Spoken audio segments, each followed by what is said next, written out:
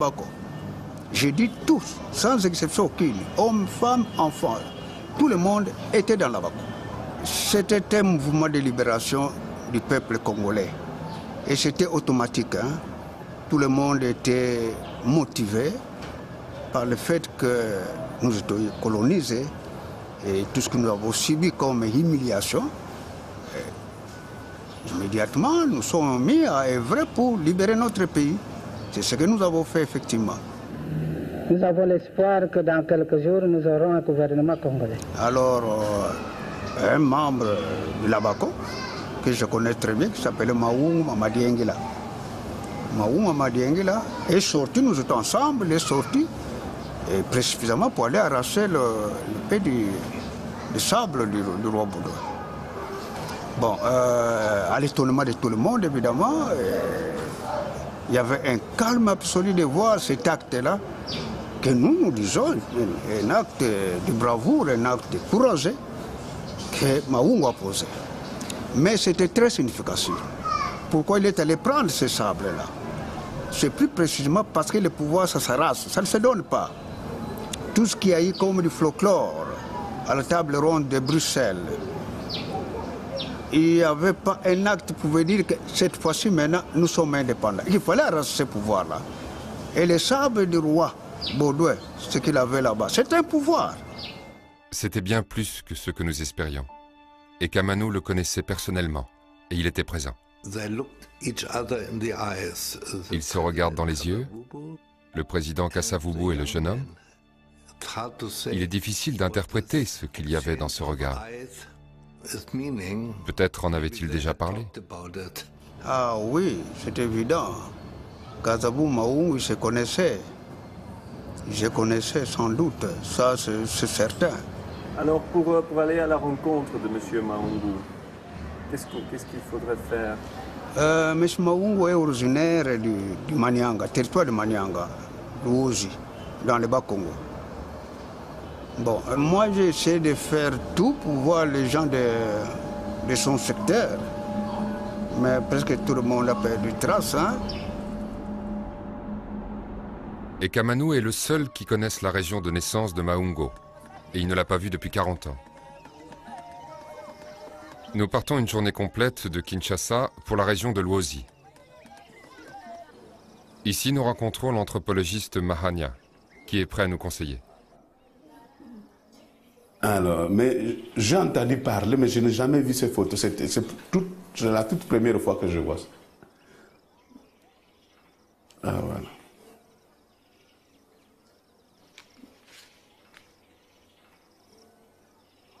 Je pense que ça, c'est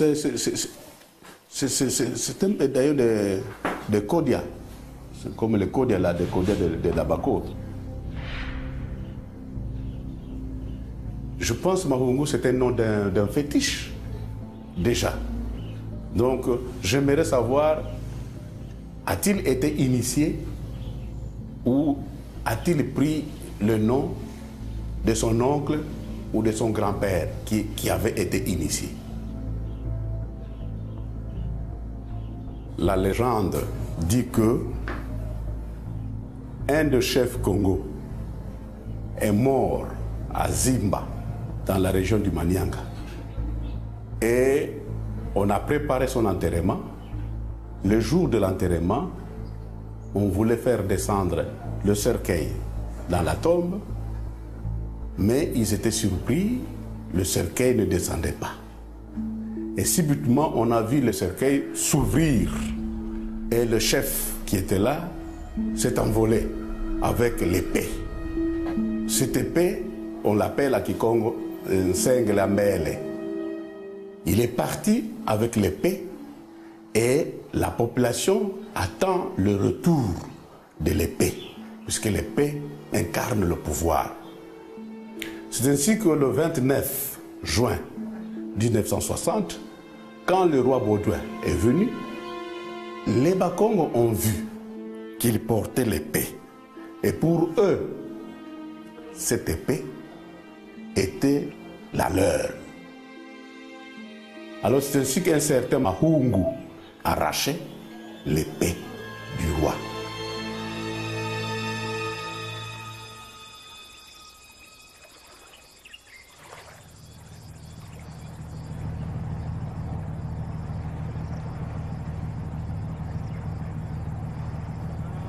vous savez qu'un peuple ne peut pas vivre sans mythe. Donc c'est ce mythe qui a fait que beaucoup de jeunes ont intériorisé cette idéologie politique, puisqu'ils attendent le retour du chef avec le couteau. Et cette personne qui a arraché l'épée du roi Baudouin, c'est possible qu'il soit de cette région, qui a intériorisé ce récit. Et que quand il a vu le roi Baudouin, il dit voilà, c'est notre épée, c'est notre couteau. Et il arrache. Il est fascinant de voir à quel point le mythe et la politique s'entrecroisent dans ce pays. Le roi Baudouin aurait-il pu imaginer un jour que son sabre était la réincarnation du sabre perdu du Congo? Mahania nous amène jusqu'à Chobo Ingana, un haut gradé du parti Abako. Mais oui, le sceptre est resté, il n'est pas reparti en Belgique. Vous nous avez tout pris. Alors, il fallait bien qu'il reste quelque chose ici. Vous avez tout gardé là-bas. Vous nommez qui vous voulez. Vous mettez en place qui vous voulez. Mais quand même, il y a un minimum qui doit rester avec nous, notre âme. Allah m'est resté. Je ne sais pas vous donner une autre explication que celle-là. Le sceptre du roi est arraché. Il a circulé. Il a été mis à la place où il était destiné à être mis. C'est lui que vous avez vu arracher le sceptre du roi. Est un être qui a une vie qui n'est pas dans cette dimension, mais dans une autre dimension. Mais la seule chose que je peux vous dire, parce que je ne peux pas rentrer dans les détails là-dedans, je ne crois pas être autorisé à ça. Les photos que vous disposez de ce que vous croyez être un fou, c'est un hologramme.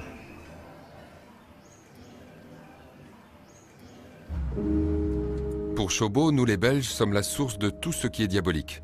On nous envoie des hologrammes pour prendre notre pouvoir. Et le sabre, nous n'allons jamais le revoir. Badiki Sumbo est collectionneur de sabres traditionnels du Congo. Il n'a jamais vu le sabre de notre roi, mais il peut nous expliquer ce que veut dire le nom Mahungu. Mahungu, c'est l'homme tout-puissant, qui est à la fois masculin, qui est à la fois féminin. Mahungu, c'est la première créature que Dieu a créée. Dieu, le Nzambiampungu, le Dieu tout-puissant. La première créature humaine qu'il a créée était l'homme complet, Mahungu.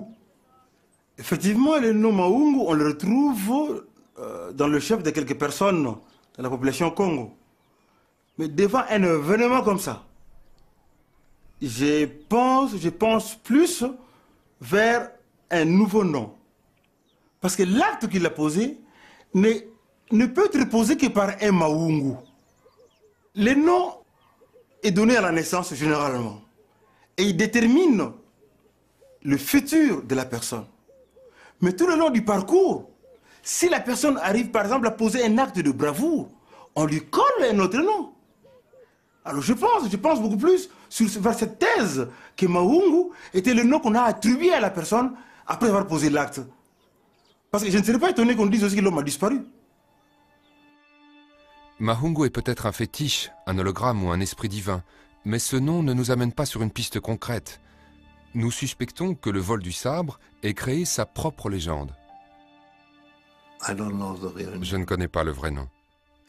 Le magazine pour qui je travaillais ont inventé le nom eux-mêmes. 25 ans plus tard, j'ai posé les questions à Mobutu, mais il n'avait pas de réponse. Je pensais qu'il pouvait connaître quelqu'un à la police, qui pouvait me donner des informations ou des réponses, mais... «